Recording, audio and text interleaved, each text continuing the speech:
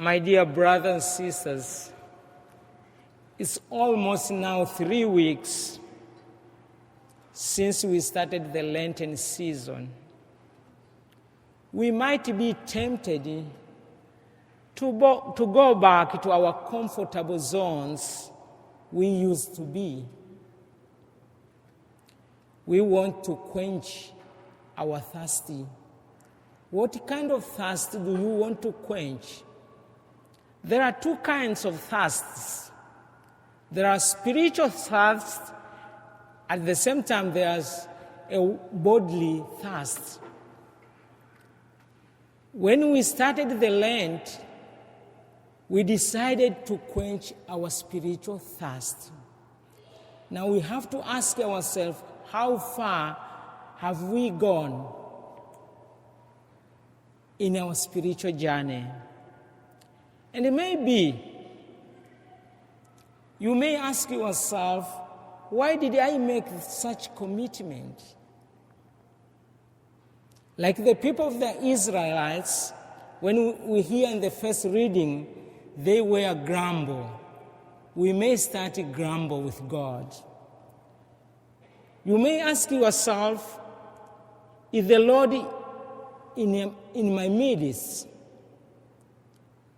You want to see him, but you don't see him. Where do we encounter God? We meet God in our ordinary life. We meet God in our daily activities. Let us not search for God far away from our daily activities. We get an example of today from the gospel.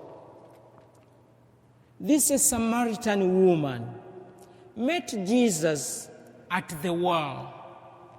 She was going to fetch the water, and in the well, she met Jesus. So Jesus can be found in our daily activities.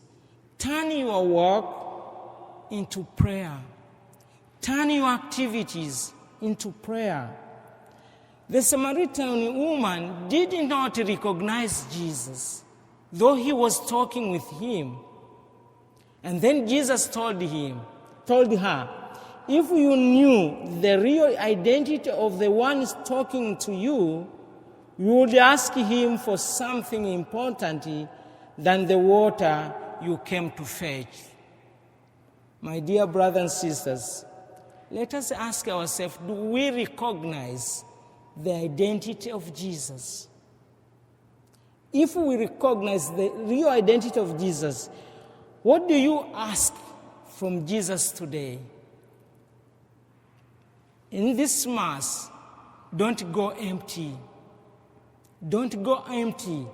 You have to recognize the identity of Jesus, and after recognizing the identity of the Jesus, let us place our prayers, our petitions, and our needs to Jesus, and he will give us according to our need. The joy of encountering Jesus turns us to be missionaries. We hear this Samaritan woman, when she encountered Jesus, she ran, and she called the other villagers to come and see Jesus. The Samaritan woman left the jar, and she ran to the city, and she invited others to come and share the joy of seeing the Messiah, the Savior.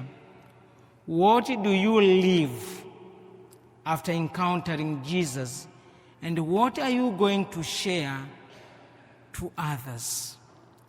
She left the jar, an empty jar. She went with a full of grace. She went with a full of blessings. What are you leaving to Jesus today, and what are you going to take from Jesus so that you can go and share with others?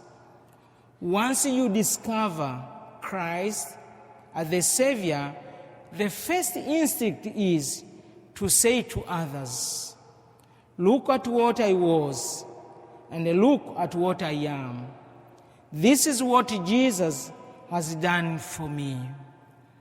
But my dear brothers and sisters, there are many obstacles which hinder us to encounter Jesus. We as a human being, we have the tendency of evaluating things which come to our side. We evaluate others when we encounter, and we categorize them accordingly. In doing so, sometimes we miss the blessings, because sometimes we have been wrong in categorizing them. We tend to put them to the square which they did not belong. I just advise to you, let us not categorize others. When we evaluate others, let us use the human eye to categorize them. God is always good to us. Let us also be good to them. The Samaritan woman evaluated Jesus basing in his gender. He categorized Jesus basing in appearance. He evaluated Jesus basing in accent. She quickly concluded that he was nothing to offer to her. My dear brothers and sisters, what a special blessing you have been asking from God. Why seems that God has not answered you?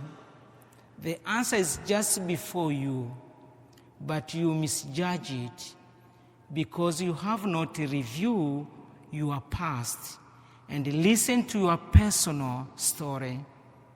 My dear brothers and sisters, be honest at your past and present. Free those whom you have placed them in a wrong box. Let them be. Let them free. They might be their blessing to you. And if they are blessing, then you encounter Jesus.